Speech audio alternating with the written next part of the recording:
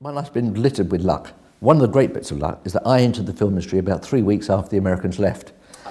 So I think I am convinced if I'd started in the film industry a year earlier, it would have been a disaster. I'd have gone bust because I would have probably adjusted whatever I was doing to what the prevailing business was. As it happened, I walked into a desert. There was nothing. So I was smart enough to realise I needed some kind of cash flow business.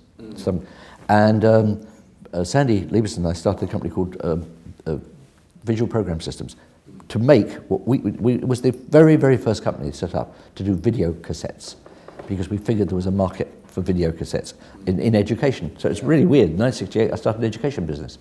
So full circle for me, in a sense for me. Yeah. And we contracted Kenneth Clark, and we did the Kenneth Clark series, and that began to sort of work. We had a business.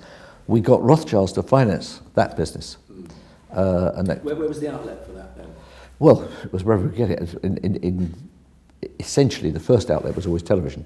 But what we were doing was, and it was quite original at the time, was retaining the rights, what were those days called non-theatric and non-TV rights, sure. and then selling them as another different kind of product. And we made a deal with Encyclopedia Britannica, for example.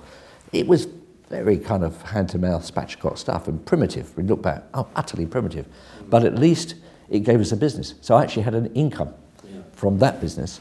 And then, more by luck than by judgment, in fact a lot more by luck than by judgment, I got Melody, who was Sport, because they renamed it here, with Warris, and Alan Parker still, and he tells this story brilliantly, Alan Parker still working in the ad agency, and Charles Saatchi still working in the advertising agency, moonlighting for me.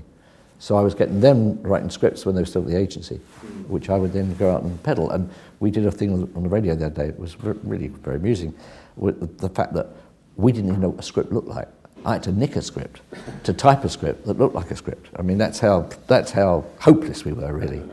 And then during the filming of Melody, Alan came down, took a day off from the agency, came down and did some second unit, because we actually didn't. We had a camera and no director. And I just remember him coming off, this was at Collick Court in Hammersmith, coming off the field. It's a very romantic thing, actually, saying, "That's it, I'm leaving the agency, this is what I want to do." Wow. That was it. So was that entirely location, or did you go to Shepperton? Or? No, it was all on location. Yeah, I thought so. The studio bit was, we dubbed at Twickenham, dubbed the film at Twickenham. And that was another really extraordinary moment in my life, and I've thought about it a lot. I was driving out to Twickenham Studios to do the mix, and I think probably the second or third day with Jerry Humphries, and I got that Cherry Blossom roundabout. I stopped the car, and I completely hyperventilated. I had to get out of the car, and I realised actually for the first time in my life I was doing what I wanted to be doing, and that everything I'd done up to that point, in a sense, had been looking for that feeling. And it sounds, a bit hyper-romantic. It's absolutely true. I literally stood by my car, or sat on the bonnet of the car, like that, and I realised, this is it. This is what I've wanted to do all my life. And that was a really fantastic moment.